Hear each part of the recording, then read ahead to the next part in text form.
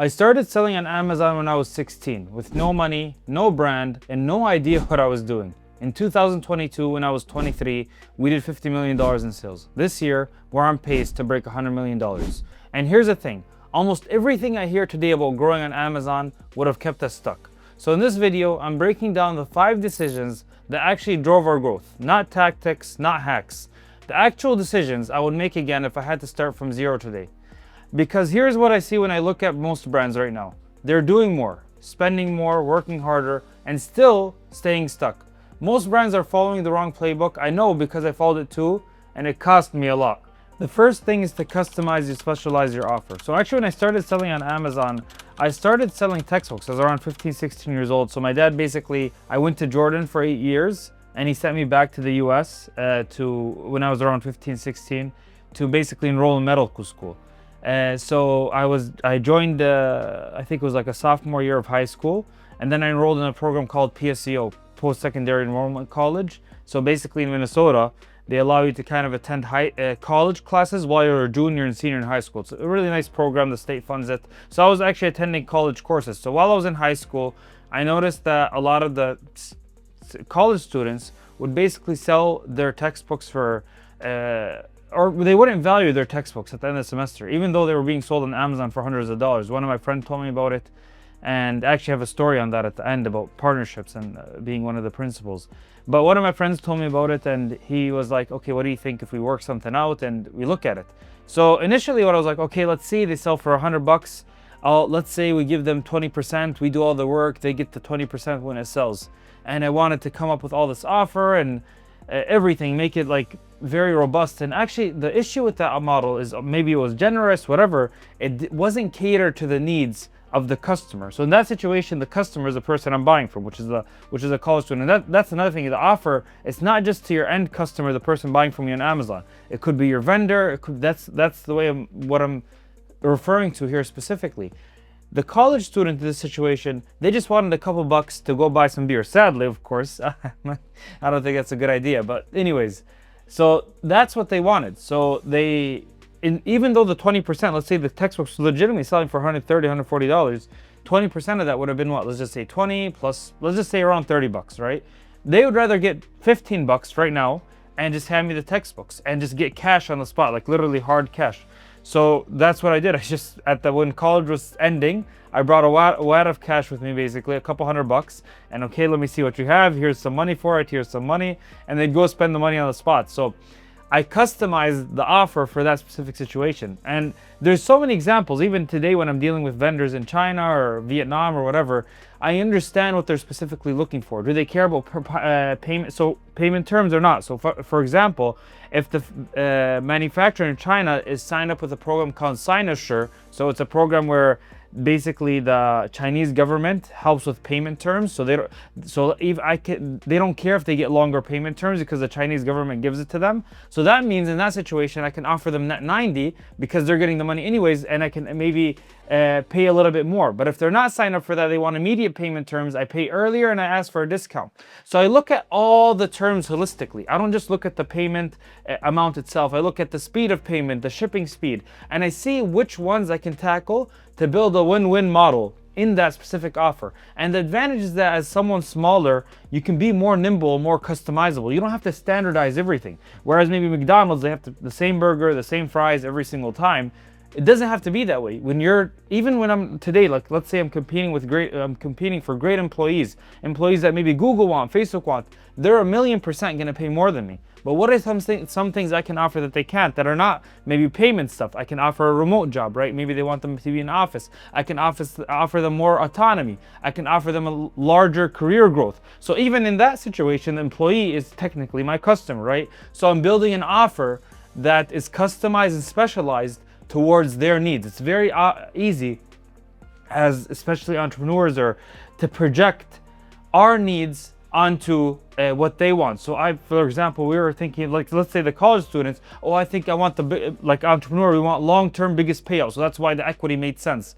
But for them, they just want a couple bucks, and that's what their needs at that situation was. So understanding the needs of the person you're interacting with, whether it's an employee, a vendor, the actual customer. So even on Amazon, when we're selling, for example, baby products, their needs are safety, right? So understanding the needs of that customer and tailoring your offer and specializing it towards them is an amazing example. So just going back, is why niching down is very important. Let's say we're launching a new product on Amazon. We understand the needs of that customer. We look at the 3-star reviews, the 2-star reviews, 1-star reviews. We put them in Google Notebook LM. We put all the reviews in Google Notebook LM. We understand the specific needs so we can make that offer to that customer. If they care about safety the most, we make sure we put that in the second image. If they care about organic, we put that in the beginning of the title, right? So we make the things that they care about, we customize it to their needs to make it as obvious and evident as possible. And then the things that we want, let's say we want the higher price, we kind of hide it towards the end so we don't scare them with it, right? So that's where the vendor, let's say they have Cynosure, they don't care about payment terms, so I mentioned that later. I'm going to get it either way, but maybe I discuss price and then I mention the payment terms, right?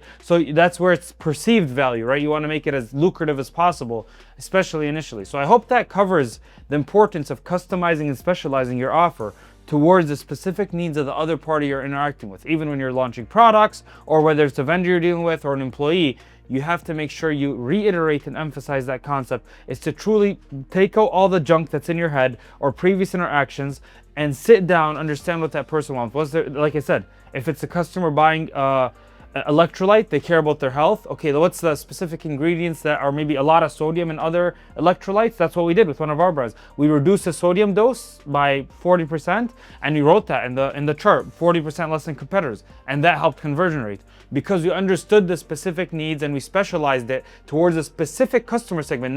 Some people buy electrolytes because of their taste. That's not who we're going after, right? We wanted to enter that market. We wanted to win in that niche. So we wanted that niche, we got the reviews, and then we scaled up to a larger offer. So we were able to customize it to that specific segment. So when you attack a specific segment, a specific person, you can customize, specialize better than the larger competitors that have to make something generic and broad. And that's the primary premise around the first decision or principle. The second decision was to be very simple, very focused, and very deep. And these all go together because if you're simple, then you can focus. And if you're focused, you can go deep. But if you're doing a million things, you're going to be very surface level on everything. And to kind of go with this, even when I first started, so I was just trying to find any business to make some money, right? And what we started with is actually we bought gum. So we bought from China, we bought some gum. It was like a very good deal, a vendor, and we bought it was pennies on the dollar. And it was making us a couple $100. We bought like $300-400 worth of gum. And we started selling them to gas stations. But the issue was, I was in parallel doing the Amazon business, and that one started scaling much faster. And this is where I had to make a choice, that I knew I was either going to do both of them okay, or I was going to go really deep with one of them. And that's kind of what I did, is we sunsetted that business, we liquidated inventory, and we doubled down on that. And when I did that decision to double down, it's like, I'm not even joking, it was like a hockey stick. Like the growth was like this, it was linear. We doubled down, yeah, of course not from day one, but then as soon as we kind of eliminated it, the growth started going like that. Back in, I think it was approximately, we were doing a couple $1 million a year. And then when we did that, we went to 20 in the 8 figures basically. Once we made the decision to focus and double down on that one thing. And that's a thing even within this, is that also goes on the next point I'm going to mention is about data. But even the data that we reviewed, it was very simple. I was looking at daily revenue, I was looking at the primary numbers, and I was focusing on the primary levers that truly moved the business and didn't focus on everything holistically. Just a very simple example was customer returns, right? They're very valuable, they could be, but I had two choices. I could either build an in-house customer returns and do it on, sell it on eBay, all those kind of stuff, or I could sell them in bulk. I knew I wasn't getting all my money back when I was selling them in bulk, but I also knew that I had to focus. I had limited resources back then, and I had to focus on what I had. Now we have more resources. We're 125 people. We have a specific team just selling customer returns, and it's its own business. It does a couple $1 million a year on its own. But back then, I had to sell them in bulk so I could focus on getting more products, sourcing more products, launching more products, and listing those. And that's what I really focused on every single day. That's okay. This is the primary lever that moves the business, is listing more products and getting more products. And that's what I had all the team focused on. How many products did you get today? How many products did you list today?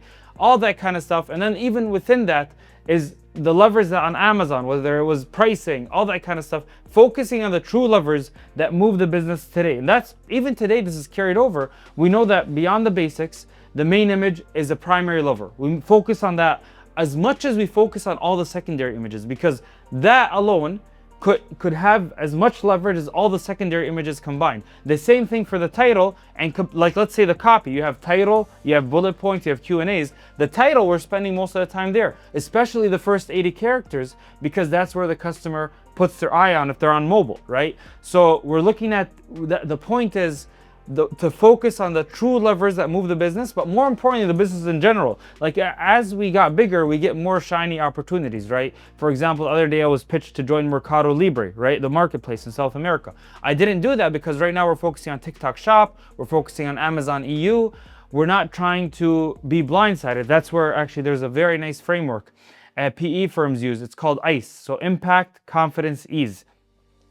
And they basically use it to prioritize decisions. And that's the same thing we're doing. So for example, we know we want to expand revenue outside of Amazon US. We have two options. We can go with, let's just say, simplify, Mercado Libre or Amazon EU. We're already on Canada and UK, we're already on Walmart, just for the sake of this principle. We have those two options. The Impact, Confidence, and Ease. So Impact, Amazon EU is much larger than Mercado Libre. Confidence, we're much more confident you can do Amazon EU because it's we already have the setup for a lot of the things there. The VAT. Ease, also Amazon EU. So it gets a higher score, so we go with that decision. So we like to use the ICE framework to make the next decision on what to use and where to dedicate our focus, our resources. But that's the thing, is you really want to try to narrow down on something and to go as deep as possible, because again, that's how you're able to beat the higher level people. For example, if you're launching let's say a charging company and you try to make charges for everything, how are you going to be Anchor? They have thousands of people, they have specialized in everything. But now if you specifically, let's say, go after a iPhone, let's just say 16 charger, and you specifically do it for people that are traveling, you build the 3 foot or 2.5 feet, and you specialize everything there, okay, then you're competing with one specific segment there and you can beat them on that. And that's where you can truly focus on something specifically. You truly focus on the main things and you go really deep. You understand that product really well, you understand the needs really well, and you double down there. So that's just the concept. Again, you want to choose a few things to focus on, a few activities to do, and do them really, really thoroughly, so that way you can actually win and beat out the large competitors that do a lot of things where you can focus on a specific segment and win them on that. And again, continue stacking on it. Like I said, that's not where you stay. We didn't used to do customer returns in the past. We do it today when you have more resources, but it's where you grow and how you develop it. The third decision was to be obsessed with data. And there's a few parts to this. The first one is, the basics, to actually look at the data. 2, decide which data you're going to look on. And the third one is obviously to make sure that data is accurate and it's clean and organized. So let's jump into each one. So basically the data that you want to look at, it's going back to the principle before, right? You want to be focused, simple, deep. For me, every single morning, I'd open Seller Central, I'd pull it down, refresh, what's the revenue, right? That's the first thing. I'd look at the bank account. There was 3 or 4 numbers that I used to look at. I would look at contribution margin, right? But the biggest ones was, what did we source yesterday? So that's going to be a leading indicator for what's coming in for revenue later. Which products are we going to launch? Which products are we going to enter? And so basically our total kind of new products incoming, our sales for that day, and then the bank account. That was the main things I used to look at every single day. I obsessed over those. How are they going? And then the second part, so we mentioned the first part is to look at it. Then the second part is which data to look at. The third part is to make sure it's accurate. And this is actually a big issue, is there's a few reasons data becomes inaccurate. The first one is you don't have a full grasp of everything going on there. So this is actually very common with Amazon, sadly, especially nowadays. They added 60 million fees. I made a video about the fees that they have, but whether it's low inventory level fee, inbound placement fee, storage fee being tripled in Q4, right? So many, I mean, age surcharge fee, which they used to call long-term storage fee in the past. There's so many fees that they added, and the FBA fees going up. But the point is that you want to make sure, if you're looking at contribution margin, which is a huge data fee, which is a huge data point and extremely important, you want to make sure that it's actually accurate and incorporates all these fees, so you know you're looking at the right thing. Because the last thing you want to do is look at the wrong thing and figure out you're going in the wrong direction when it's too late, right? And that's why we see a lot of people, they think they have a cash flow problem, which is actually a profit problem. They're not making profit, but they think, oh, it's just cash flow, I have a shipment coming in. That's actually not what's happening. So that's a very important concept, is to make sure that it's accurate and to look at that. I mean, one of my favorite stories within this is they did a study in the Thanksgiving, Black Friday kind of period when everyone's eating a lot, right? And they had two groups. The only difference they made is they had one group measure their weight every day and the other group every morning, and the other group didn't. The group that didn't measure their weight, I think they did it for a month, so it was like October, November, or November, December. The point is, it was like the holiday seasons. And the group that did measure their weight was around 8 pounds less than the other group. All they did was measure their weight. So just being aware of the data and understanding what it is and making sure you're looking at it accurately and making sure you're looking at the important ones can really make a difference and decide your decisions for that day. If revenue's a little, like for example, for me, if revenue is a little bit behind, okay, that would be a priority for the day. Is my pricing right? Are my ads turned off? What's going on? Is there a certain listing that's suppressed, buy box that's gone? Look at that as a priority, and just having that top line number. Again, we weren't fancy back then. We didn't have like an ERP or data warehouse. I had to look at the high level numbers and just drill deep on anything that looked wrong. And also the important thing, and this is especially while we're growing, is not everything was exactly at the goal I wanted to be. But very important would be the trajectory. And this is kind of going back to simple examples. Weight, let's say right now, actually my own story, right? I was 232, I'm trying to lean up, I'm trying to get to 210. And I'm not, okay, I look at the scale, I'm not 210, I'm not 210. That's gonna be discouraging, right? Am I going in the right direction? Am I 0.1 pounds less than yesterday, 0.1 pounds less than the day before that? And am I going in the right trajectory to get there eventually? And that's what really makes me happy, is to make sure I'm looking at trajectory rather than end outcome. And the same thing goes for sale, the same thing goes for new products, incoming products, all that kind of stuff, is to make sure the trajectory is in the right direction. I know eventually I'm gonna go over there. That's where I use the data, is to double check on that, obsess over it, look at the top numbers, check them every morning, see where you're going, have more maybe you can have like 2 or 3 numbers that you look every day, and then you can have 10 or 15 numbers that you look at the end of the week, and then another 10 that you look at the end of the month. That's the way we did it. I had more numbers that I looked, like for example, other ones that I looked at was listings active at the end of the week, right? Making sure all the listings are active.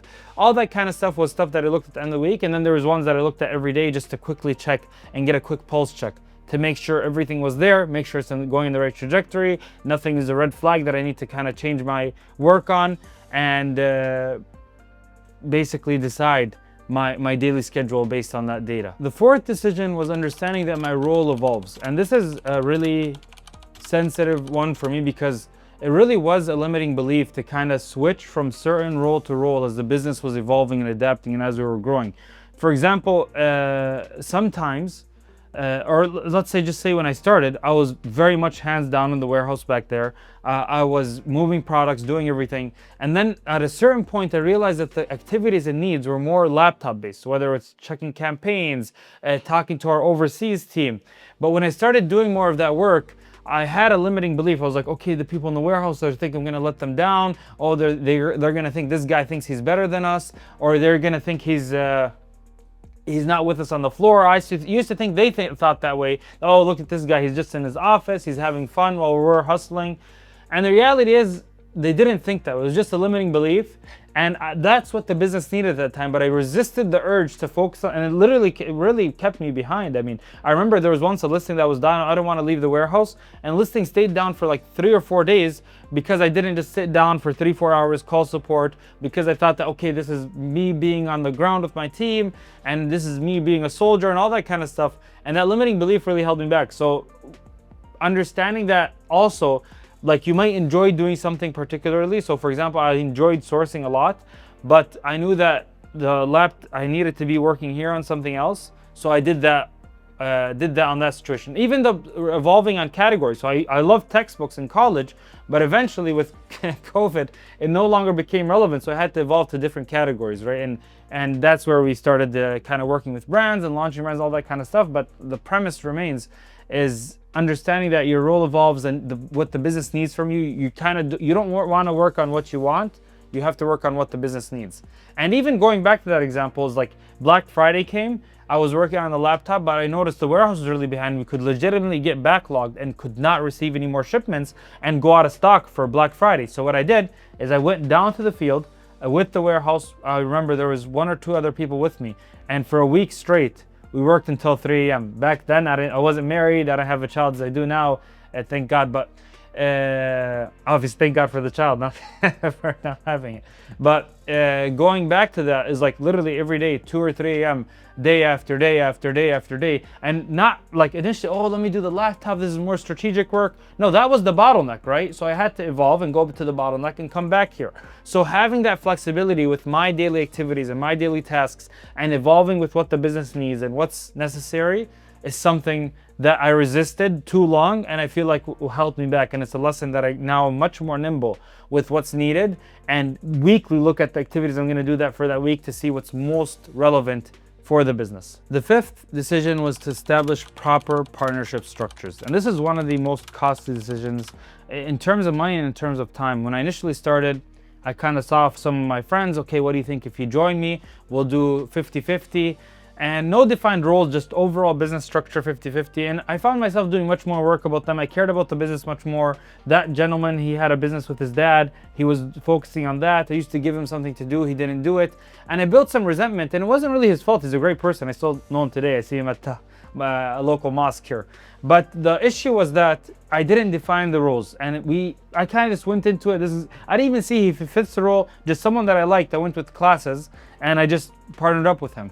And the same thing goes today, and beyond just partnership structures, it's actually the employees is just being very clear on your expectations and being very clear of their domain is much better. So I still do partnerships till today, but I do them on specific products. For example, you own 20% of this brand or 20% of this product, right? And they are specifically responsible for that success. And the few things that are very important is, one, they understand the clear product and clear domain, but also they can control and affect it. I'm not going to put someone somewhere, let's say over this, responsible for this, let's say product, but then I give them equity in another product that's a supplement, right? Because they don't have anything to do with that. So making sure they have control over their domain, and that's where their responsibility lies, explaining what I expect from them, all that kind of stuff.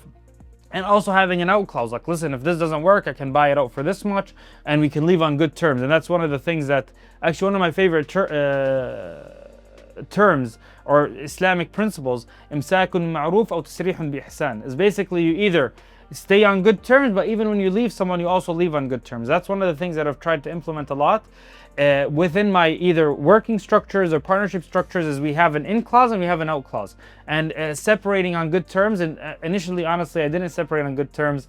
Thankfully now we're friends again with a lot of people that I started with, but it just was generic stuff. We entered quick, and usually when you get into something quick, you leave on bad terms. So now I take more time thinking through how this person is going to enter the company, our relationship working together, what the terms look like over the long run, what his domain is, what his percentage is, what if that's too much, what if that's too little, thinking through things 3 or 4 steps ahead. That's kind of one of the things I liked with from one of the books that I read, was thinking 3 or 4 steps ahead on how this could play out. So those are the 5 decisions that took us from $0 to $50 million, and I still use obviously all of them today. And again, they're not complicated, but they are hard. They're gonna take some time. It's tough to talk through a certain partnership structure. It's tough to focus on a few things and not get distracted by other stuff and do the stuff that you're needed for. But they're simple, they're not complicated, but again, they're hard to execute because you have to make tough decisions and tough confrontations. If you're a brand doing over $1 million, come check us out at Voadera.com and see if we can work out for a partnership. Otherwise, leave a like, and see you next video.